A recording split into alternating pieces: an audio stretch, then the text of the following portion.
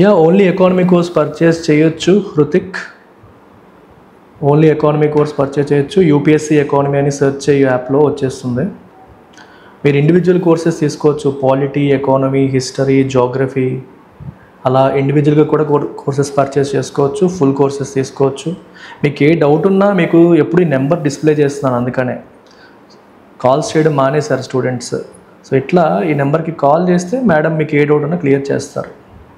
So call this number, save this number and call this. మీరు ఏది కావాలన్నా చేసుకోవచ్చు. అండ్ రైట్ నౌ ఎవరు ఏ కోర్స్ పర్చేస్ చేసినా ఫ్లాట్ 20% డిస్కౌంట్ ఉంది. వినాయక చవితి ఆఫర్ ఎక్స్టెండ్ చేశాను.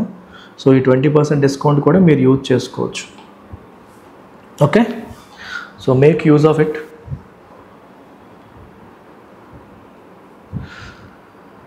So UPSC and optional 120 grammar rules are enough for bank PO. Majority అన్నీ కవర్ చేస్తాను అందులో. అంటే మీకు బ్యాంక్ ఎగ్జామ్స్కి సంబంధించి, ఎర్రర్ స్పాటింగ్కి సంబంధించి మెజారిటీ 99% రూల్స్ కవర్ చేశాను. మీకు అలాగే top 50 error spotting questions from SBI clerk అని చెప్పి ఇంతకుముందు చేశాను. మన బ్యాంక్ ఛానల్లో ఉంటుంది, అది కూడా చూడు. అందులో కూడా చాలా టైప్ ఆఫ్ క్వశ్చన్స్ కవర్ చేసాం. So as many as possible cover చేసుకుంటే మంచిది. గ్రామర్కి ఎండ్ లేదు. సో మనం 120 పెట్టినా ఇంకొక 30-50 రూల్స్ పెట్టాలన్నా పెట్టచ్చు, ఇంకొక 100 రూల్స్ పెట్టాలన్నా పెట్టచ్చు. సో వాడు వీటిలోంచి ఇవ్వాలని రూల్ ఏమీ లేదు, బట్ మెజారిటీ ఇందులో కవర్ అవుతాయి. సో యూపీఎస్సీ ఆస్పిరెంట్స్ కోసం సో మనం అందిస్తున్న programme, flagship programme UPSC infinity, అలాగే ఆప్షనల్ ఇన్ఫినిటీ కూడా మన దగ్గర ఉంది. అన్నింటిపైన కూడా ఫ్లాట్ 20% డిస్కౌంట్ ఇప్పుడు మీకు అవైలబుల్గా ఉంది. So make use of it. అలాగే గ్రూప్ 1కి, గ్రూప్ 2కి కూడా కోర్సెస్ అందుబాటులో ఉన్నాయి. దానిపైన కూడా ఫ్లాట్ 20% డిస్కౌంట్ ఆల్మోస్ట్ అన్ని కోర్సెస్ పైన మనం అందిస్తున్నాం. బ్యాంక్ అండ్ ఎస్ఎస్సి ఆస్పిరెంట్స్ కోసం కూడా 20% డిస్కౌంట్ ఆఫర్ ఉంది. 1 year వ్యాలిడిటీ 5,000. ఇప్పుడు దానిపైన 20% ఇస్తే కేవలం 4,000కి మీకు 1 year వ్యాలిడిటీతో బ్యాంక్ ఇన్ఫినిటీ కానీ, ఎస్ఎస్సి ఇన్ఫినిటీ కానీ మీకు అవైలబుల్గా ఉంది. అలాగే ఆఫ్లైన్ క్లాసెస్ కూడా మనకు వైజాగ్లో అందుబాటులో ఉన్నాయి, మీరు యూజ్ చేసుకోవచ్చు. సో ఇవాల్టి ఆర్టికల్ చాలా చాలా ఇంట్రెస్టింగ్, ఇంటర్నేషనల్ రిలేషన్స్కి సంబంధించిన article. So title of today's editorial is unmistakable shift. Unmistakable అనే పదానికి అర్థం ఏంటి అనేది ఒకటి చూద్దాము. తర్వాత we are referring to SCO summit కాబట్టి మనం ఎస్సీఓ సమ్మిట్ గురించి మాట్లాడుతున్నాం కాబట్టి సో ఎస్సీఓ అంటే ఏంటి, ఎస్సీఓ యొక్క బ్యాక్గ్రౌండ్ ఏంటి, ఓకే, ఇవన్నీ కూడా మనం ఈరోజు చూద్దాం. ఇండియా యొక్క ఫారిన్ పాలసీలో వచ్చిన షిఫ్ట్ ఏంటి, ఆ షిఫ్ట్ ఎందుకు రావాల్సి వచ్చింది, ఎందుకు ఆ షిఫ్ట్ రావాల్సి వచ్చింది అనేది కూడా మనం చూద్దాం. వాట్ హ్యాస్ చేంజ్డ్, ఇండియా యూఎస్కి క్లోజర్గా ఉండేది, why is it moving closer to China right now, చైనాకి ఎందుకు దగ్గరగా మూవ్ అవుతుంది అనే విషయాలు కూడా మనం ఒకసారి చూద్దాం. అయితే ఇక్కడ క్లియర్గా మీకు టైటిల్లో కనిపిస్తుంది ఏంటంటే అన్మిస్టేకబుల్ అనే పదం. Unmistakable shift. షిఫ్ట్ దేన్ని ఇండికేట్ చేస్తుంది, యూఎస్కి దగ్గరగా ఉన్న ఇండియా ఇప్పుడు చైనాకి, యూఎస్కి దూరంగా జరుగుతూ చైనా వైపు వెళ్తుంది. That is a shift, that is a change, clear shift in foreign policy.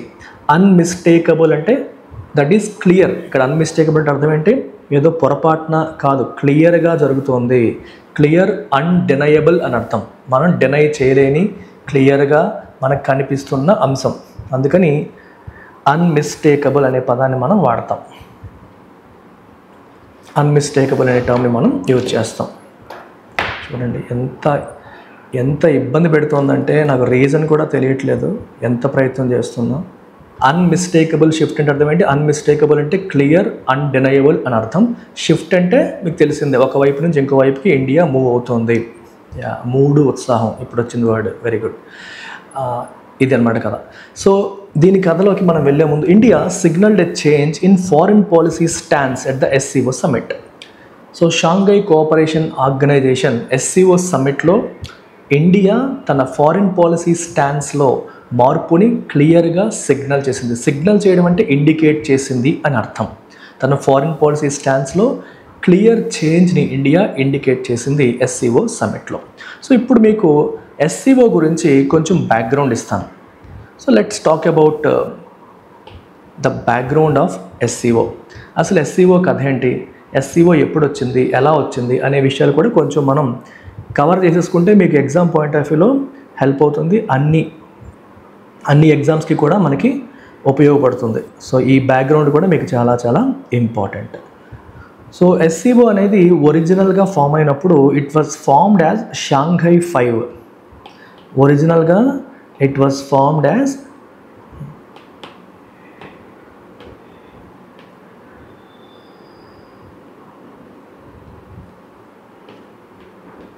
ఎందుకు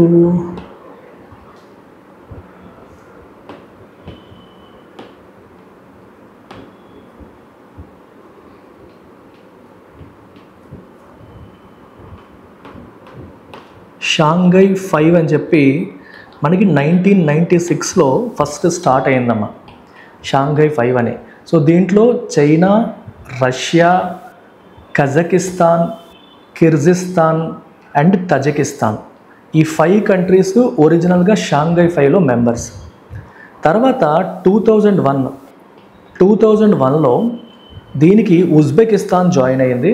వన్స్ ఉజ్బెకిస్తాన్ జాయిన్ అయిన తర్వాత అఫీషియల్గా ఎస్సీఓ ఫామ్ అయింది. సో షాంఘై కోఆపరేషన్ ఆర్గనైజేషన్ ఎప్పుడు ఫామ్ అయిందంటే మీరు ఏం చెప్పాలి, 2001 చెప్పాలి. మెంబర్స్ 6 కంట్రీస్ అని మనం చెప్పాలి. ఉజ్బెకిస్తాన్ కూడా జాయిన్ అయింది కాబట్టి 6 కంట్రీస్. ఆ తర్వాత ఇండియా అండ్ పాకిస్తాన్, ఇండియా మరియు పాకిస్తాన్ రెండు ఒకేసారి ఎస్సీఓలో యాడ్ అయ్యాయి. ఎప్పుడు జాయిన్ అయ్యాయి ఎస్సీఓలో ఇవంటే 2017లో. In 2017 India and Pakistan also became members of SCO. 2017లో ఇండియా పాకిస్తాన్ కూడా ఎస్సీఓలో మెంబర్స్ అయ్యాయి. సో ఎస్సీఓకి పర్మనెంట్ సెక్రటేరియట్ బీజింగ్, చైనాలో ఉన్న బీజింగ్లో ఎస్సీఓకి పర్మనెంట్ సెక్రటేరియట్ అనేది ఉంది. ఓకేనా, ఇది మీరు బేసికల్గా గుర్తుపెట్టుకోవాల్సిన అంశాలు. సో యాజ్ ఆఫ్ నౌ మీకు ఇప్పుడు ఇండియా, పాకిస్తాన్ కూడా దీంట్లో members.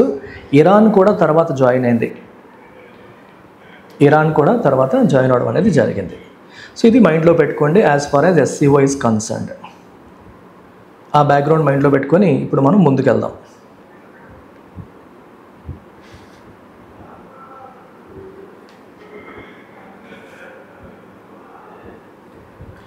Okay, let's move forward now.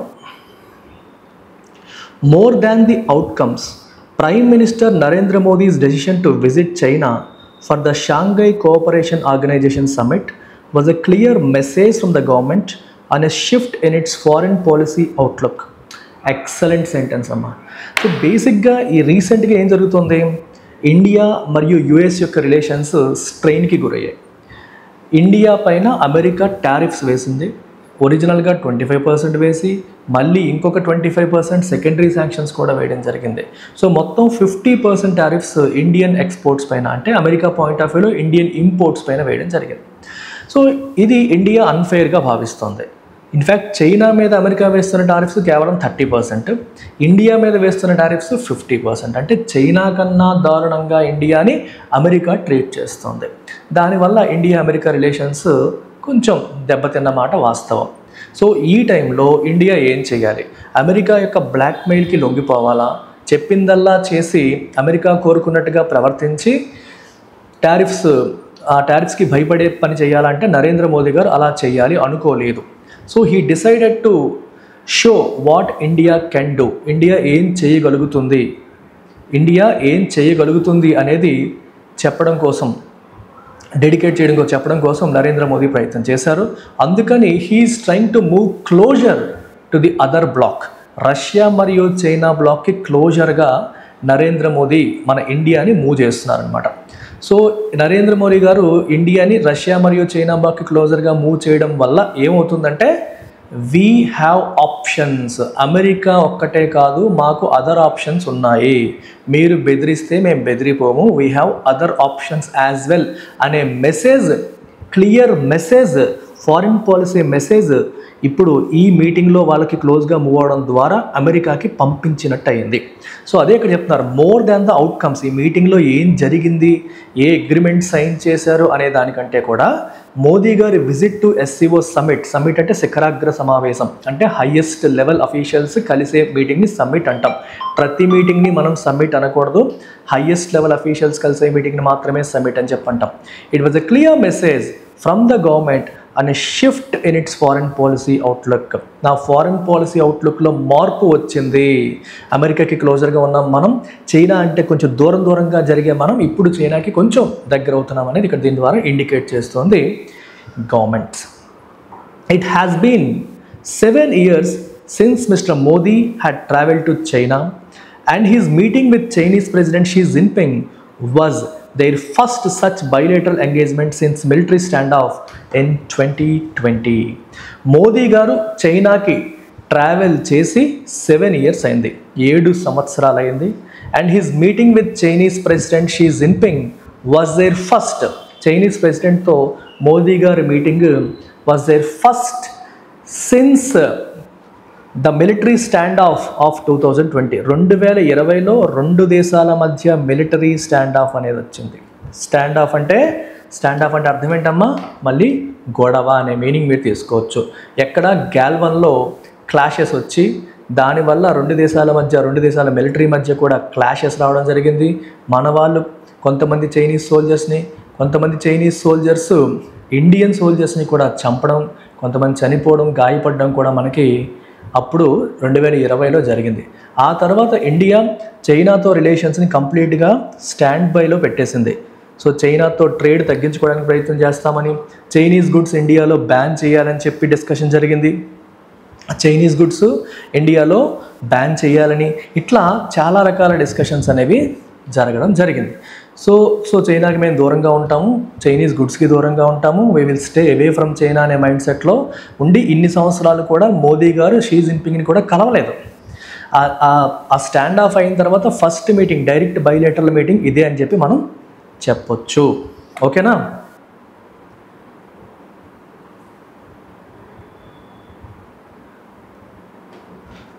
ఇదే ఫస్ట్ మీటింగ్ అని మనం చెప్పొచ్చు. సో అది ఈ స్టోరీ, ఈ సెంటెన్స్ యొక్క ఫుల్ మీనింగ్ అది. నేను చూస్తున్నానమ్మా, వి డోంట్ వరీ, నేను చూస్తున్నాను. Where I'm addressing all the issues. It has been 3 years since Mister Modi attended the SCO summit, a Eurasian grouping seen as decidedly anti-Western. So Modi garu SCO సమ్మిట్లో join అయ్యి attend అయ్యి 3 సంవత్సరాలు గడిచిపోయింది. So ఈ SCO members మీరు ఒకసారి గమనిస్తే మెజారిటీ ఆఫ్ ద మెంబర్స్ అందరూ కూడా యూరేషియన్ మెంబర్స్, అంటే ఈస్టర్న్ యూరోపియన్ కంట్రీస్లో కొన్ని, అలాగే ఏషియాలో ఉన్న కంట్రీస్ కొన్ని. సో ప్రధానంగా వెస్టర్న్ కంట్రీస్ ఇందులో ఉండవు. వెస్టర్న్ యూరోపియన్ కంట్రీస్ కానీ లేదా అమెరికా లేదా నార్త్ అమెరికా ఆ కంట్రీస్ కానీ ఇందులో ఉండవు. ఇందులో ప్రధానంగా ఉన్న కంట్రీస్ అన్నీ కూడా Eurasian countries. So Europe Asia బార్డర్లో ఉన్న కంట్రీస్ ఎక్కువగా దీంట్లో మనకు కనిపిస్తాయి. సో ఈ group seen as decidedly anti Western, దీన్ని వెస్టర్న్ కంట్రీస్కి వ్యతిరేకంగా ఏర్పాటు చేసిన గ్రూప్గానే చూస్తారు. వెస్టర్న్ కంట్రీస్కి వ్యతిరేకంగా ఏర్పాటు చేసిన గ్రూప్గానే దీన్ని చూడడం అనేది జరుగుతుంది. ఇలాంటి మీటింగ్ ఇప్పుడు మోదీ గారు 3 ఏళ్ళ నుంచి అటెండ్ అవ్వలేదు, ఇప్పుడు అటెండ్ అయ్యారు. Meanwhile, photographs of the bonhomie between Mr. Modi, Mr. Xi and Russian President Vladimir Putin evoked memories of an inactive Russia-India-China trilateral. So ఇప్పుడు ముగ్గురు కలిసి తీసుకున్న ఫోటోగ్రాఫ్స్ మనకి, బాన్హామీ అంటే క్లోజ్ బాండింగ్. బాన్హామీ అంటే మీనింగ్ ఏంటమ్మా? క్లోజ్ బాండింగ్ ఆర్ రిలేషన్షిప్ని మంచిగా ఫ్రెండ్లీగా మూవ్ అవ్వేదాన్ని మనం బాన్హామీ అంటాం. సో ఈ ముగ్గురు మధ్య ఉన్న ఈ రిలేషన్స్, ఈ ఆ బంధం, అనుబంధం, ప్రేమానుబంధాలు, ప్రేమానురాగాలు ఎలా అయిపోయిందంటే మనకి మన చుట్టాల్లో కూడా చూడండి, మనకి చుట్టాల్లో ఒకళ్ళంటే మనకి అప్పటి వరకు క్లోజ్గా మూవ్ అవుతాం ఒకరితో, వాళ్ళతో చిన్న గొడవ అయిందనుకోండి, గొడవ అయ్యేసరికి మన చుట్టాలకి శత్రువు ఎవరు ఉంటారో వాళ్ళతో కలిసిపోతాం. అలాగే ఉంది పరిస్థితి ఇక్కడ. వాళ్ళతో కలిసి నువ్వు నాతో గొడవ పెట్టుకుంటావా, చూడు ఇప్పుడు నీ ఫ్రెండ్తో నేను రాసుకు పూసుకు తిరుగుతున్నాను, ఇప్పుడు ఏం చేస్తావు అని చెప్పి వాళ్ళు ఉడికిస్తాను. చూడండి మోదీ గారు అదే చేస్తున్నారు, ఇప్పుడు అదే చేస్తున్నారు. మొన్నటి వరకు రాసుకు పూసుకుని తిరిగాం యూఎస్కి మనం. సో యూఎస్ మనల్ని ఏడిపించడానికి ట్రై చేస్తుంది. ఇప్పుడు నిన్ను ఏడిపిస్తానేనని చెప్పి అసలు అమెరికాకి ఏమాత్రం పడని రష్యా, చైనాతో ఇండియా అంటకాగుతుంది. సో దీనివల్ల వాళ్ళకి కొంచెం ఉడుకుమొత్తనం పుట్టించే ప్రయత్నం ఇక్కడ కనిపిస్తుంది అనమాట. సో వ్లాదిమిర్ పుతిన్తో వీళ్ళు జరిగిన ఈ మీటింగ్, ఈ బాన్హామీ క్లోజ్ రిలేషన్షిప్ ఇవోక్ అంటే ఏంటమ్మా? కలిగించడం, మనలో ఆ భావన, ఆ మెమరీస్ మనకు ఒకసారి గుర్తు చేసేలాగా మనలో ఆ ఫీలింగ్స్ వచ్చేలాగా చేసింది. Of what? And inactive Russia India China trilateral. ఇంతకుముందు Russia India China RIC, Russia India China trilateral group అది యాక్టివ్గా లేదు ఇప్పుడు. దాన్ని ఒక్కసారి ఇది గుర్తు చేసింది అని మనం చెప్పచ్చు. దాన్ని ఇది గుర్తు చేసింది అని మనం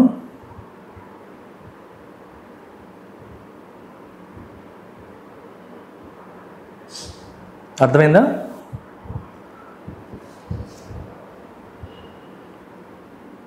ఇది మనకి 1990s అప్పటి రష్యన్ PM. సో RIC గురించి తెలియని వాళ్ళకి చిన్న బ్యాక్గ్రౌండ్. 1990s అప్పటి రష్యన్ PM, ఆ రోజుల్లో మనకి రష్యా యొక్క ప్రధానమంత్రి ఈ RICని ప్రపోజ్ చేశారు. ఎప్పుడమ్మా? 1990s. ఉత్సాహం, మూడు అన్నీ పోగొడుతోంది ఈ స్క్రీన్ స్టక్ అవుతున్న ఇష్యూ.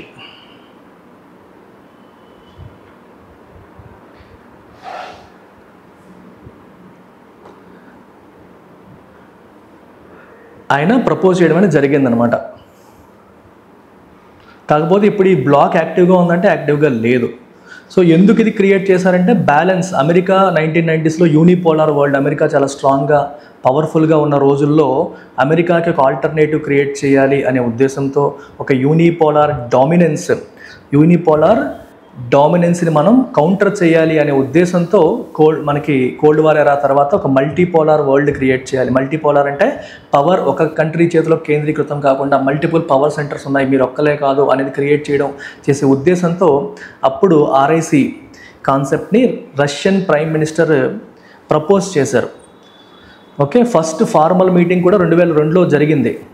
ఓకే, చేయడానికి ప్రయత్నం చేశారు కానీ కలెక్టివ్గా తర్వాత దీనికి పెద్దగా ఈ బ్లాక్ అనేది యాక్టివ్గా లేదు. ఎందుకంటే ఇండియా చైనా రిలేషన్స్ బాగా తగ్గిపోవడం వల్ల, ఇండియా US-కి క్వాడ్ కంట్రీస్కి క్లోజ్ అవడం వల్ల ఇది అంత యాక్టివ్గా లేదు. బట్ ఇప్పుడు ముగ్గురు కలిసి ఫోటోలు దిగడం, ముగ్గురు క్లోజ్గా ఉండడం అనేది ఆ మెమరీస్ని మరొకసారి గుర్తు చేసింది అని చెప్పొచ్చు. The bilateral meeting with China saw the two leaders give their approval to the normalization process initiated in October 2024, leading from troop disengagement along the LAC. ఇప్పుడు చైనాకి మనకి జరిగిన బైలేటరల్ మీటింగ్ పాయింట్ ఆఫ్ వ్యూలోకి వస్తే, it saw the two leaders give their approval to the normalisation process initiated in October 2024. October 2024లో రెండు దేశాల మధ్య రిలేషన్స్, పాడైపోయిన రిలేషన్స్ మళ్ళీ నార్మలైజ్ చేసే ప్రయత్నం అనేది స్టార్ట్ అయింది. సో ఆ ప్రాసెస్లో భాగంగా దానికి ఒక రకంగా కంటిన్యూషన్ లాగా. సో ఏం చేశారు అప్పుడు? ట్రూప్ డిసెంగేజ్మెంట్, రెండు దేశాల మధ్య మనకి LAC line of actual control దగ్గర ట్రూప్స్ మోహరించారు. ట్రూప్స్ అంటే ఏంటమ్మా? వాళ్ళ వైపు నుంచి వాళ్ళ సైనికులు, మన వైపు నుంచి మన సైనికులు ఒక దగ్గర అక్కడ ఎంగేజ్ అయ్యారు. సో ట్రూప్స్ని డిసెంగేజ్ చేద్దాము, మీరు మీ సైనికులు వెనక్కి తీసుకెళ్ళిపోండి, మేము మా సైనికులు వెనక్కి తీసుకెళ్ళిపోతామని చెప్పి రెండు దేశాలు కూడా ట్రూప్ డిసెంగేజ్మెంట్ కోసం అడుగులు వేయడం అనేది జరిగింది 2024 అక్టోబర్లో. అక్కడ స్టార్ట్ అయింది అది. అక్కడి నుంచి ఇప్పుడు ఆ ప్రాసెస్కి రెండు దేశాల నాయకులు ఒక రకంగా అప్రూవల్ ఇచ్చినట్టు దాన్ని ముందుకు తీసుకెళ్ళడానికి ప్రయత్నం చేస్తున్నట్టుగా మనం చెప్పొచ్చు. The two sides agreed to fast track the boundary resolution process being discussed by their special representatives. రెండు దేశాల స్పెషల్ రిప్రజెంటేటివ్స్ డిస్కస్ చేస్తున్న బౌండరీ రిజల్యూషన్ ప్రాసెస్ని ఫాస్ట్ ట్రాక్ చేయడానికి కూడా రెండు సైడ్స్ ఒప్పుకున్నాయి. సో బౌండరీ దగ్గర రెండు దేశాలకి మధ్య ఉన్న ఇష్యూ LAC గుర్తుపెట్టుకున్నాం. It is not LOC. This is not line of control, this is line of actual control which is between India and China. LOC India మరియు పాకిస్తాన్కి సంబంధించింది. సో బౌండరీ రిజల్యూషన్ ప్రాసెస్ని ఫాస్ట్ ట్రాక్ అంటే speedup చేసే ప్రక్రియ కోసం కూడా రెండు దేశాలు అగ్రీ అయ్యాయి. అది already SRs special representatives discuss చేస్తున్నారు. They also gave the green light for the resumption of direct flights, visa facilitation and the building of economic ties to stabilise world trade. రెండు దేశాలు కూడా గేవ్ గ్రీన్ లైట్ అంటే green signal ఇచ్చేసాయి. దేనికి ఇచ్చేసాయి అంటే green signal for the resumption of direct flights రెండు దేశాల మధ్య ఆపేశారు. రెండు దేశాల మధ్య ఆపేసిన డైరెక్ట్ ఫ్లైట్స్ని మళ్ళీ ఇప్పుడు so they also gave the green light for the resumption of direct flights. రెండు దేశాల మధ్య డైరెక్ట్ ఫ్లైట్స్ ఆగిపోయాయి మధ్యలో, దాన్ని రెజ్యూమ్ చేయడానికి, అలాగే వీసా ఫెసిలిటేషన్కి, అలాగే building of economic ties to stabilise world ట్రేడ్ని స్టెబిలైజ్ చేయడానికి, ఎకనామిక్ టైస్ని, ఆర్థికపరమైన సంబంధాలని బిల్డ్ చేయడం కోసం కూడా రెండు దేశాలు కూడా గ్రీన్ లైట్ ఇచ్చంటే అడుగులు ముందుకు వేద్దామని చెప్పి ఫిక్స్ అయ్యాయి. As Mister Modi committed to taking forward ties based on mutual trust, respect and sensitivity, Mr. Xi called for the dragon and the elephant to come together. So Modi గారు రెండు దేశాల మధ్య సంబంధాన్ని ముందుకు తీసుకెళ్లాలనడానికి కమిట్మెంట్తో ఉన్నందుకు based on mutual trust, respect and sensitivity, Xi Jinping, so ఆయన he called for the dragon and the elephant to come together. Dragon అంటే ఇక్కడ చైనా, ఎలిఫెంట్ అంటే ఇండియా, రెండు కలిసి పనిచేయాలని చెప్పి ఆయన పిలుపునిచ్చారు. Such bonhomie was unthinkable even year ago. Even 1 year back తీసుకున్నా సరే ఇట్లా రెండు దేశాల మధ్య ఎంత క్లోజ్ బాండింగ్ ఉంటుందనేది అన్థింకబుల్, మనం can't even expect. And it is clear that it has been driven in some measure by the US moves to impose tariffs and sanctions on India and New Delhi's sense of mistrust about the Trump administration's intentions. అయితే ఇదంతా ఎందుకు జరిగిందంటే at least to some extent, in some measure అంటే some extent America చేసిన పనుల వల్ల. ఏంటది? మన పైన టారిఫ్స్ విధించాలని, శాంక్షన్స్ అంటే పెనాల్టీలు విధించాలని అమెరికా చేసిన ప్రయత్నం వల్ల, మరియు న్యూఢిల్లీస్ సెన్స్ ఆఫ్ మిస్ట్రస్ట్. ఏంటమ్మా, ఇండియాకు కూడా అమెరికా పైన ఒక సెన్స్ ఆఫ్ మిస్ట్రస్ట్ అంటే అపనమ్మకం అనేది బిల్డ్ అయింది. ట్రంప్ అడ్మినిస్ట్రేషన్ యొక్క ఇంటెన్షన్ ఏంటో కూడా అర్థం కాని పరిస్థితి అనేది మనకు ఉంది. సో దానివల్ల కూడా ఇది జరిగిందని చెప్పొచ్చు. This allowed mister Modi and his delegation for the moment to sidestep some of the concerns India has had over China's actions, including its support for Pakistan during Operation Sindoor, the blocking of Indian moves on UNSC reforms and NSG membership, and holds on designating Pakistan-based terrorists. ఇప్పుడు మీరు గమనించండి. So this allowed mister Modi and his delegation అంటే ఆయనతో వచ్చిన ప్రతినిధి బృందం for the moment ప్రస్తుతానికి so side step పక్కన పెట్టడం. ఏంటి? Some of the concerns. ఇండియాకి చైనా యాక్షన్స్ పైన మనకు ఆల్రెడీ కొన్ని కన్సర్న్స్ ఉన్నాయి, కానీ వాటిని పక్కన పెట్టాలని చెప్పి మోదీ మరియు Indian delegation as of now నిర్ణయించుకుంది. Including its support to Pakistan during operation Sindoor సమయంలో పాకిస్తాన్కి చైనా ఇచ్చిన సపోర్ట్ని కూడా సరే పక్కన పెడదాం, ఆ విషయంలో మనకి కోపం ఉంది కానీ ప్రస్తుతానికి వాటిని కూడా మర్చిపోదాం, పక్కన పెడదామని ఇండియా నిర్ణయించుకునే పరిస్థితి వచ్చింది. And blocking of Indian moves on UNSC reforms కోసం ఇండియా ఏం ప్రయత్నం చేసినా అక్కడ చైనా బ్లాక్ చేస్తూ వస్తుంది. ఎన్ఎస్జీ మెంబర్షిప్ విషయంలో కూడా చైనా బ్లాక్ చేస్తూ వచ్చింది. And holds on designating Pakistani based టెర్రరిస్ట్ని డెసిగ్నేట్ చేసే విషయంలో కూడా దానికి అడ్డు పెడుతోంది మన చైనా. ఇలాంటి కన్సర్న్స్ మనకు ఉన్నప్పటికీ కూడా వాటిని పక్కన పెట్టి ముందుకు వెళ్ళాలి అని చెప్పి ఇండియా డిసైడ్ అవ్వడం అనేది జరిగింది. It was significant that Tianjin Declaration included strong language against the cross-border movement of terrorists, albeit condemning the Pahalgam attack and attacks in Balochistan against Pakistani forces in equal measure. So, ఈ టియాన్జిన్లో జరిగిన ఈ మీటింగ్లో డిక్లరేషన్లో cross border moment of టెర్రరిస్టుల గురించి strong language అనేది ఉంది. అది చాలా significant ఇష్యూగా మనం చెప్పొచ్చు. ఆల్బీట్ అంటే కండెమ్నింగ్ అంటే ఖండించడం, పెహల్గామ్ అటాక్ని ఖండించడం, అలాగే అటాక్స్ ఇన్ బలూచిస్తాన్లో జరిగిన అటాక్స్ని కూడా ఖండించడం కూడా జరిగింది. వాటిని కూడా ఈక్వల్గా వాటిని కూడా ఖండించడం అనేది జరిగింది. The declaration also saw Pahalgam. Point ఏంటంటే పెహల్గామ్ అటాక్ని, బలూచిస్తాన్లో జరిగిన అటాక్స్ని పాకిస్తాన్ ఫోర్సెస్ పైన చూడండి, పెహల్గామ్లో ఇండియన్స్ పైన జరిగిన అటాక్ని, బలూచిస్తాన్లో పాకిస్తాన్ ఫోర్సెస్ పైన జరిగిన అటాక్ని ఇన్ ఈక్వల్ మెజర్ ఒకే రకంగా చూసి రెండింటినీ కూడా కండెమ్ చేసింది ఈ డిక్లరేషన్. అది కొంచెం రెండింటినీ ఒకే తాట కట్టడం అనేది ఇండియాకి కొంచెం ఇబ్బంది కలిగించినప్పటికీ కూడా క్రాస్ బార్డర్ మూవ్మెంట్ ఆఫ్ టెర్రరిస్టుల గురించి మాట్లాడింది కాబట్టి ఇది సిగ్నిఫికెంట్ ఈవెంట్గా మనం చెప్పొచ్చు. The declaration also saw the entire SCO membership find common ground on contentious issues such as the humanitarian crisis in Gaza. గాజాలో ఇజ్రాయెల్ యొక్క అమానవీయమైన దానివల్ల కలుగుతున్న హ్యుమానిటేరియన్ క్రైసిస్ సంక్షోభం గురించి కావచ్చు, అలాగే and condemnation of US-Israeli strikes on Iran పైన US మరియు ఇజ్రాయెల్ చేస్తున్న స్ట్రైక్స్ని ఖండించిన విషయంలో కావచ్చు. Although India maintain it's opposition to the paragraph supporting China's belt and road initiative. So వీటన్నిటిలో కూడా ఈ ఎస్సీఓ మెంబర్స్ అందరూ కూడా ఒకే మాట మీదకి వచ్చారు. కాకపోతే చైనా యొక్క బెల్ట్ అండ్ రోడ్ ఇనిషియేటివ్ని సపోర్ట్ చేస్తున్న పారాగ్రాఫ్కి ఇండియా తన అపోజిషన్ని మెయింటైన్ చేసింది. అయితే మీరు అడగొచ్చు, సార్ బెల్ట్ అండ్ రోడ్ ఇనిషియేటివ్కి ఎందుకు ఇండియా ఎగనెస్ట్గా ఉంది అంటే చాలా కారణాలు ఉన్నాయి. అందులో ప్రధానంగా main reason belt and road initiative పట్ల ఇండియా ఎందుకు నెగిటివ్గా ఉంటుందంటే, ఇది చైనా యొక్క ఇన్ఫ్రాస్ట్రక్చర్ ప్రాజెక్ట్గా తీసుకోవచ్చు. వరల్డ్ వైడ్ కనెక్టివిటీని ఇంక్రీజ్ చేయడం కోసం చైనా నుంచి ప్రపంచ దేశాలకి కనెక్టివిటీ ఇంక్రీజ్ చేసే ప్రాజెక్ట్ ఇదే. సో ఈ ప్రాజెక్ట్లో చైనా పాకిస్తాన్ ఎకనామిక్ కారిడార్ కూడా ఉంది. ఈ చైనా పాకిస్తాన్ ఎకనామిక్ కారిడార్లో భాగంగా పాకిస్తాన్ ఆక్యుపైడ్ కాశ్మీర్ నుంచి కూడా ఇన్ఫ్రాస్ట్రక్చర్ అనేది బిల్డ్ చేస్తున్నారు. సో పాకిస్తాన్ ఆక్యుపైడ్ కాశ్మీర్లో బిల్డ్ చేయడం అనేది ఇండియా యొక్క సావరెంటీని, అది ఇండియా ఏమని భావిస్తుంది, అది ఇండియన్ కాశ్మీర్, మన కాశ్మీర్ అది కూడా మనలో భాగమని మనం భావిస్తాం. కానీ దాంట్లో చైనా వచ్చేసి ఇన్ఫ్రాస్ట్రక్చర్ బిల్డ్ చేయడం అనేది ఇండియాకి కొంచెం సైకలాజికల్గా కావచ్చు, ఏ రకంగా కావచ్చు ఇబ్బందికరమైన అంశం. ఇండియన్ సావరెంటీని ధిక్కరించినట్టుగా ఇండియా భావిస్తూ ఉంటుందన్నమాట. That is one reason India opposes BRI. దానికి తోడు ఇండియా చుట్టుపక్కల ఉన్న కంట్రీస్ మయన్మార్ కానీ, శ్రీలంక కానీ, పాకిస్తాన్ కానీ అన్ని చోట కూడా చైనా పోర్ట్స్ కన్స్ట్రక్ట్ చేస్తుంది. ఒక పర్ల్ లాగా, ఒక స్ట్రింగ్ ఆఫ్ పర్ల్స్ లాగా మన చుట్టూ ఒక రకంగా మనల్ని ఎన్సర్కిల్ చేస్తుంది అన్నట్టుగా మనం చెప్పొచ్చు. అన్ని దేశాలని డెట్ ట్రాప్లో ముంచేస్తుంది. అప్పులు ఇచ్చేసి వాళ్ళు తీర్చలేని పరిస్థితిలో ఈ పోర్ట్స్ అన్ని చైనాకి లీజ్కి ఇచ్చే సిచ్యువేషన్ తెచ్చేసుకుంటుంది. సో ఇండియా చుట్టుపక్కల ఉన్న పోర్ట్స్ అన్నిటిపైన చైనా యొక్క ఆధిపత్యం, చైనా యొక్క కంట్రోల్ అనేది వచ్చే పరిస్థితి మనకు వచ్చింది. సో ఇది ఇండియా యొక్క సెక్యూరిటీ కన్సర్న్స్ని కూడా కొంచెం పెంచుతుందని కూడా మనం చెప్పొచ్చు. సో అలాగే చైనా యొక్క ప్రాజెక్ట్ని మనం సపోర్ట్ చేయడం చైనీస్ హెజిమోనీని మనం యాక్సెప్ట్ చేసినట్టు, అంటే చైనా ఆధిపత్యాన్ని, చైనా యొక్క గ్లోబల్ లీడర్షిప్కి ఇండియా సపోర్ట్ చేసినట్టు అయిపోతుంది.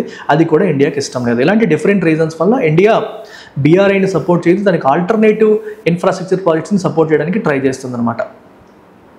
Mister Xi's plans for an SCO development bank and Mr. Modi's suggestion of initiating a civilizational dialogue between SCO members found mention.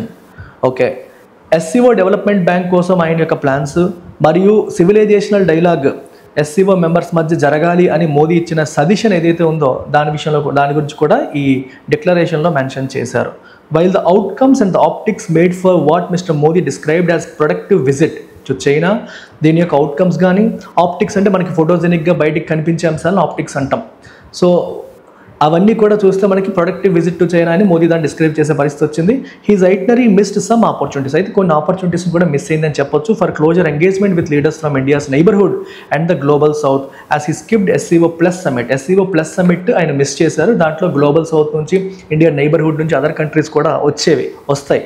So ఆ మీటింగ్ని ఆయన స్కిప్ చేయడం అనేది జరిగింది. సో అది కూడా వెళ్ళుంటే ఇంకా బెటర్ ఆపర్చునిటీస్, మనం బెటర్ ఎంగేజ్మెంట్ చేసేవాళ్ళం అనేది ఫైనల్గా ఈ ఎడిటోరియల్ యొక్క సారాంశం. సో ఫైనల్గా ఏంటంటే, అమెరికా మనకి ఇబ్బంది పెడుతున్న టైంలో మనం అమెరికా యొక్క శత్రువులకి క్లోజ్గా మూవ్ అవడం ద్వారా అమెరికాకు ఒక సిగ్నల్ ఇస్తున్నాము. So we're not entirely dependent on you, we have other options as well అనే మెసేజ్ అమెరికాకి ఇచ్చినట్టుగా తెలుస్తుంది దీని ద్వారా.